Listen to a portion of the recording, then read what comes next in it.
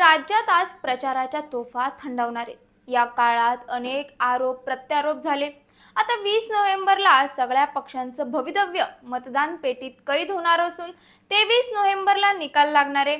या सगळ्यात काही दिवसांपासून मुख्यमंत्री कोण असणार याचीही चर्चा जोर धरतीये।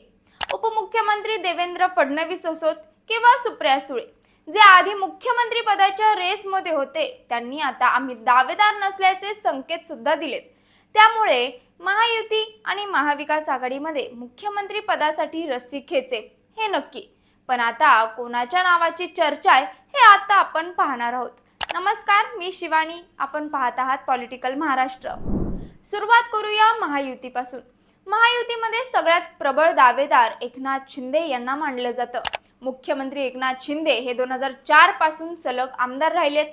शिंदे यांनी 2.5 वर्ष मुख्यमंत्री पद सांभाळलं असून लोकसभा आणि आत्ताची विधानसभा निवडणूक सुद्धा त्यांच्याच नेतृत्वात लढली जाते।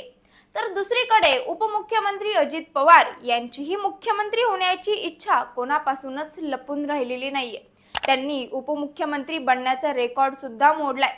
मुख्यमंत्री होण्याबाबत आपली इच्छा अनेकदा त्यांनी उघडपणे बोलून सुद्धा दाखवली आहे। त्यामुळे विधानसभेच्या निकालानंतर जर महायुती सरकार सत्तेत आलं तर शिंदे आणि पवार यांच्यात मुख्यमंत्री पदावरून खटके उडण्याची शक्यता आहे। तसंच आपण मुख्यमंत्री पदाच्या शर्यतीत नसल्याचं सांगणारे उपमुख्यमंत्री देवेंद्र फडणवीस यांचेही नाव मुख्यमंत्री पदाच्या रेसमध्ये। मात्र या तिघांमध्ये एक कॉमन गोष्ट पाहायला मिळते, ती म्हणजे या तिघांनी सुद्धा मी सीएम पदाच्या शर्यतीत नाही असं विधान केले। त्यामुळे यावर राजकीय वर्तुळात सध्या चर्चा असून एका नवीन चेहऱ्याला संधी मिळणार का अशी शक्यता वर्तवण्यात येते। आता जिथं मुख्यमंत्री पदासाठी रस्सीखेच सुरू आहे, अशा महाविकास आघाडीमध्ये सध्या कोणाच्या नावाची चर्चा आहे ते पाहूयात। महाविकास आघाडीमध्ये उद्धव ठाकरे, काँग्रेस प्रदेशाध्यक्ष नाना पटोले, राष्ट्रवादी काँग्रेस शरद पवार गटाचे जयंत पाटील आणि बाळासाहेब थोरात अशी मोठी यादी पाहायला मिळेल।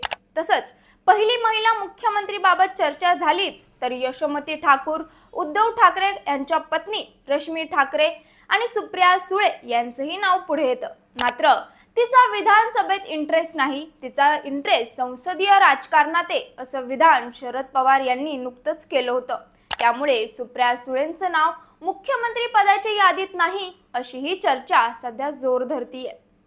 आता या सगळ्यात मनसे, वंचित आणि नुकतीच निर्माण झालेली परिवर्तन महाशक्ती हे पक्ष सुद्धा या निवडणुकीत एक्स फॅक्टर ठरू शकतात। तसंच निकाल आल्यानंतर शिंदे गट, अजित पवार गट आणि शरद पवार गट एकत्र येऊन सत्ता स्थापन करतील अशीही चर्चा आहे। आता निकाल काय येणार हे तर 23 नोव्हेंबरला समजेलच। पण महायुतीमध्ये जरी तिन्ही मुख्य नेते सीएम पदासाठी इच्छुक नाही असं म्हणत असतील आणि महाविकास आघाडीमध्ये मुख्यमंत्री पदासाठी मोठी यादी असली तरी महायुती आणि महाविकास आघाडीमध्ये मुख्यमंत्री पदावरून स्पर्धा आहे असं म्हटलं तरी चुकीचं ठरणार नाही। तुम्हाला काय वाटतं? निकालानंतर एक नवीन युती तयार होऊन एक नवा मुख्यमंत्री महाराष्ट्राला मिळणार की एका ओळखीचा चेहरा नव्याने मुख्यमंत्री बनणार हे आम्हाला कमेंट करून नक्की सांगा।